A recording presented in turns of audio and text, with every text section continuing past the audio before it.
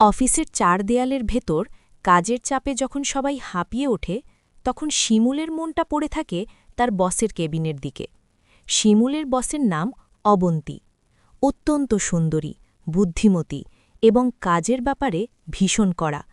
অফিসে সবাই তাকে বাঘিনীর মতো ভয় পায়, কিন্তু শিমুলের চোখে তিনি এক রহস্যময়ী রূপসী। শিমুল এই অফিসে জয়েন করেছে মাত্র 6 মাস। সে তার কাজের প্রতি যতটা মনোযোগী, তার চেয়েও বেশি মনোযোগী অবন্তীর ছোট ছোট বিষয়গুলোর দিকে। অবন্তী যখন কপালে ভাঁজ করে ফাইল দেখে তখন শিমুলের মনে হয় পৃথিবীর শ্রেষ্ঠ কোনো দৃশ্য সে দেখছে।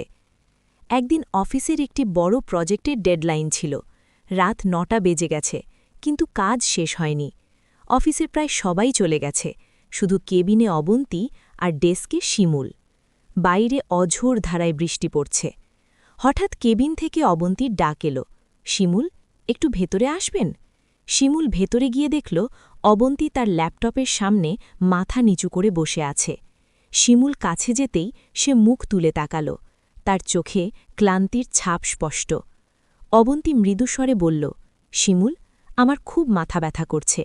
কফি মেশিনটাও মনে হয় কাজ করছে না। আপনি কি একটু কফি বানিয়ে দিতে পারবেন? যদিও এটা আপনার কাজ নয়। শিমুল মুচকি হেসে বলল, ম্যাম, কফি বানানোটা আমার শখ, আপনি একটু অপেক্ষা করুন।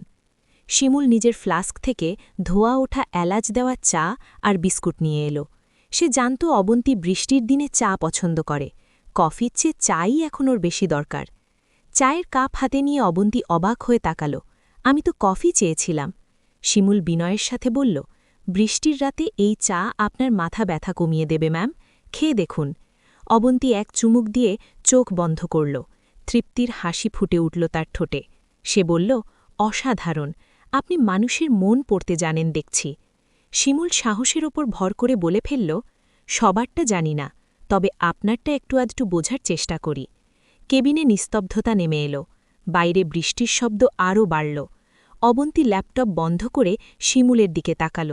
তার কড়া বস ইমেজটা যেন বৃষ্টির জলে ধুয়ে গেছে। আজ সে খুব সাধারণ এক নারী। অবন্তী বলল, শিমুল, সবাই আমাকে ভয় পায়, আমার সাথে কাজ ছাড়া কেউ কথা বলে না। আপনি কেন আলাদা? শিমুল সোজা অবন্তীর চোখের দিকে তাকিয়ে বলল, কারণ আমি আপনার ভেতরে সেই মানুষটাকে দেখি যে সারাদিন মাস্ক পরে থাকে, যে মানুষটা একা থাকতে ভয় পায় কিন্তু কাউকে বুঝতে দেয় না। অবন্তী স্তব্ধ হয়ে রইল কিছুক্ষণ, তারপর দীর্ঘশ্বাস ফেলে বলল, আপনি ঠিকই ধরেছেন, ক্ষমতার শীর্ষে থাকা মানুষগুলো বড্ড একা হয়। শিমুল টেবিলের ওপাশ থেকে অবন্তীর হাতের ওপর হাত রাখল। অফিসের বস কর্মচারী সম্পর্কটা যেন মুহূর্তে অন্য মাত্রায় পৌঁছে গেল। অবন্তী হাত সরিয়ে নিল না, বরং আলতো করে শিমুলের হাতটা চেপে ধরল। অবন্তী শিমুলের হাতটা ধরে সামনের দিকে গেল। রুমের পরিবেশটা আজ অনেক সুন্দর, বাহিরে বৃষ্টি এখনও থামেনি। শিমুল বলল, যদি অনুমতি দেন তবে আপনার এই একাকিত্ব ভাগ করে নিতে পারি, তবে বস হিসেবে নয়, শিমুলের অবন্তী হিসেবে।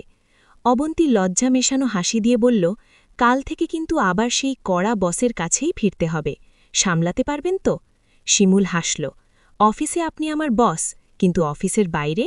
বাইরে কিন্তু নীল আকাশ আর বৃষ্টির দিনে আপনি শুধুই আমার। সেদিন রাতে বৃষ্টির মাঝেই তারা অফিস থেকে বেরোল। এক ছাতার নিচে দুজন, একজনের কাঁধে অফিসের ব্যাগ, অন্যজনের হাতে আগামীর সুন্দর এক সম্পর্কের স্বপ্ন। অফিসের কড়া বস আর সাধারণ কর্মচারী শিমুলের প্রেম এভাবেই বৃষ্টির ছোঁয়ায় পূর্ণতা পেল।